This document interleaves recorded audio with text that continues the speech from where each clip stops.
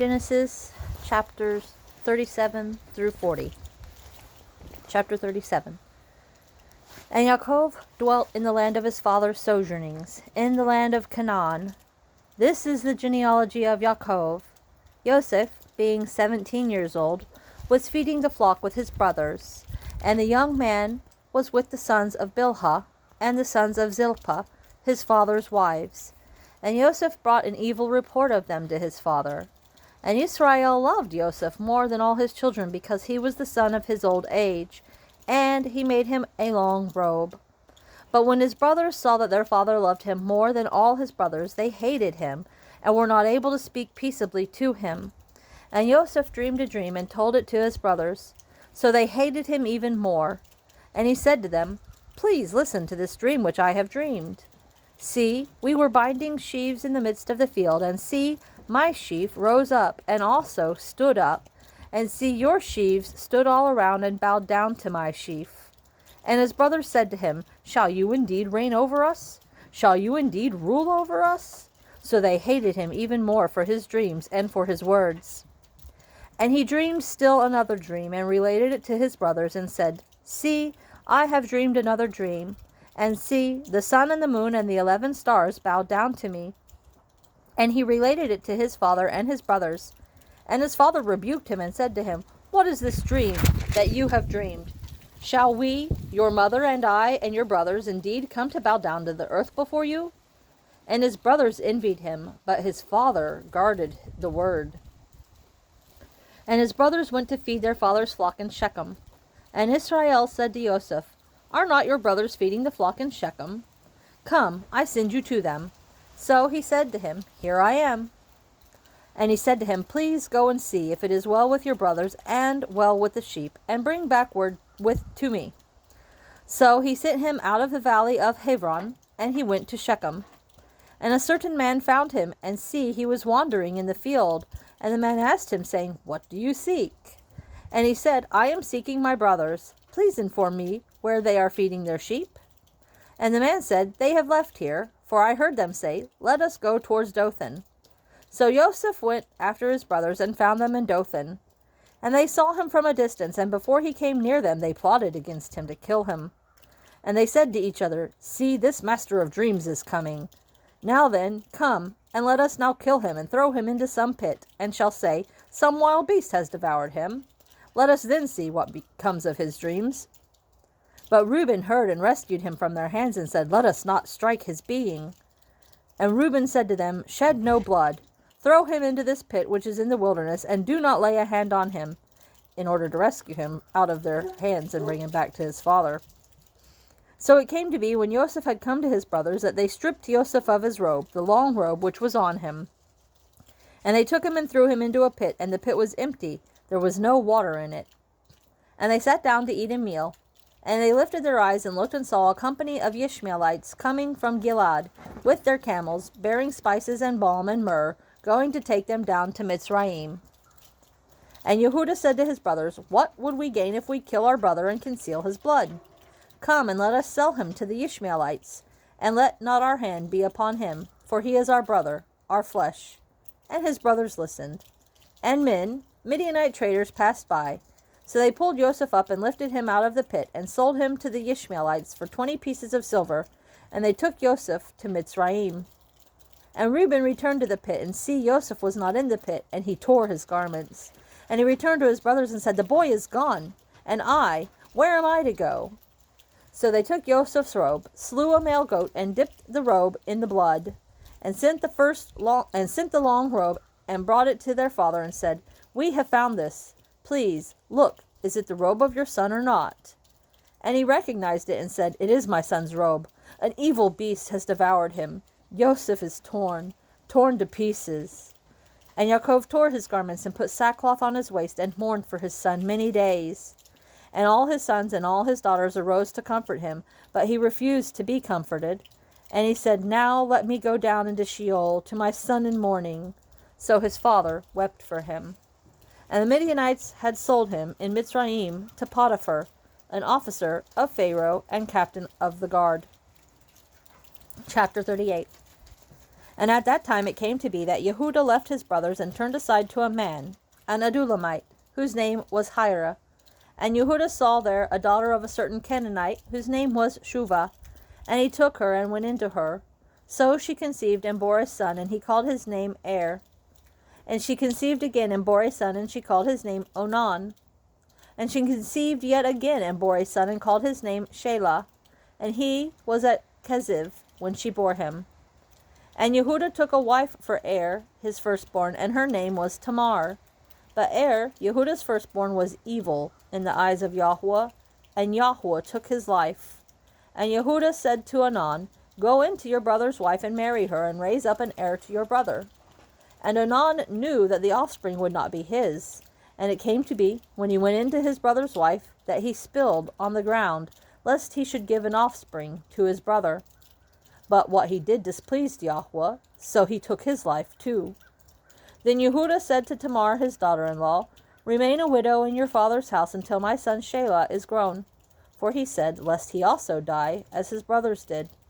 And Tamar went and dwelt in her father's house. And after a long time the daughter of Shuvah, Yehuda's wife, died. And Yehuda was comforted, and went up to his sheep shearers at Timnah, he and his friend Hira the Adulamite.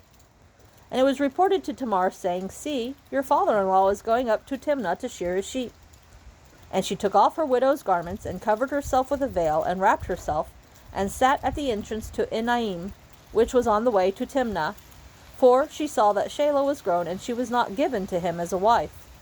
And Yehuda saw her, and reckoned her for a whore, for she had covered her face. And he turned aside to her by the way, and said, Please, let me come in to you. For he did not know that she was his daughter-in-law. And she said, What do you give me to come in to me? And he said, Let me send a young goat from the flock. And she said, Do you give me a pledge until you send it? So he said, What pledge should I give you? And she said, Your seal, and your cord, and your staff that is in your hand. And he gave them to her, and went in to her, and she conceived by him. And she arose and went away, and removed her veil, and put on the garments of her widowhood. And Yehuda sent the young goat by the hand of his friend the Adulamite, to receive his pledge from the woman's hand, but he did not find her. And he asked the men of that place, saying, Where is the cult prostitute who was beside the way to Enaim? And they said, There was no cult prostitute in this place. And he returned to Yehuda and said, I have not found her. And the men of the place also said, There was no cult prostitute in this place. And Yehuda said, Let her take them for herself, lest we become despised, for I sent this young goat, and you have not found her. And it came to be about 3 new moons after that, Yehuda was informed, saying, Tamar, your daughter-in-law, has whored, and see, she has conceived by whoring. And Yehuda said, Bring her out, and let her be burned. When she was brought out, she sent to her father-in-law, saying, By the man to whom these belong, I am pregnant. And she said, Please examine whose these are, the seal, and the cord, and the staff. And Yehuda examined and said, She has been more righteous than I, because I did not give her to Shelah my son. And he never knew her again. And it came to be at the time for giving birth that, see, twins were in her womb. And it came to be, when she was giving birth, that the one put out his hand, and the midwife took a scarlet thread and bound it on his hand, saying, This one came out first. And it came to be, as he drew back his hand, that, see, his brother came out. And she said, How did you break through? This breach be upon you. So his name was called Peretz. And afterward his brother came out, who had the scarlet thread on his hand. So his name was called Zerah. Chapter 39. And Yosef had been taken down to Mitzrayim. And Potiphar, an officer of Pharaoh, captain of the guard, a Mitzrite, bought him from the Ishmaelites who had taken him down to there. And it came to be that Yahweh was with Yosef, and he became a prosperous man, and was in the house of his master, the Mitzrite. And his master saw that Yahweh was with him, and that Yahweh made all he did to prosper in his hand. So Yosef found favor in his eyes, and served him, and he appointed him over his house, and gave into his hand all that he had. And it came to be, from the time that he appointed him over his house, and all that he had, that Yahweh blessed the Mitzrite's house for Yosef's sake. And the blessing of Yahweh was on all that he had in the house and in the field. And he left in Joseph's hand all that he had, and he did not know what he had except for the bread which he ate. And Joseph was handsome in form, and handsome in appearance. And after these events it came to be that his master's wife lifted up her eyes to Joseph and said, Lie with me. But he refused and said to his master's wife, Look, my master does not know what is with me in the house, and he has given into my hand all that he has. No one is greater in this house than I, and he has not withheld whatever from me but you, because you are his wife. And how shall I do this great evil and sin against Elohim? And it came to be, as she spoke to Joseph day by day, that he did not listen to her to lie with her, to be with her. And it came to be on a certain day, when Joseph went into the house to do his work, and none of the men of the house was inside, that she caught him by his garment, saying, Lie with me. But he left his garment in her hand and fled and ran outside. And it came to be, when she saw that he had left his garment in her hand and fled outside, that she called to the men of her house and spoke to them, saying, See, he has brought into us a Hebrew to mock us. He came in to me to lie with me, and I cried out with a loud voice. And it came to be, when he heard that I lifted my voice and cried out, that he left his garment with me and fled and went outside. And she kept his garment with her until his master came home. And she spoke to him these same words, saying, The Hebrew servant whom you brought to us came in to me to mock me. So it came to be, as I lifted my voice and cried out, that he left his garment with me and fled outside. And it came to be, when his master heard the words which his wife spoke to him, saying, Your servant did to me according to these words, that his displeasure burned. Then Joseph's master took him and put him into the prison, a place where the sovereign's prisoners were confined, and he was there in the prison. But Yahweh was with Joseph and extended loving commitment to him, and he gave him favor in the eyes of the prison warden.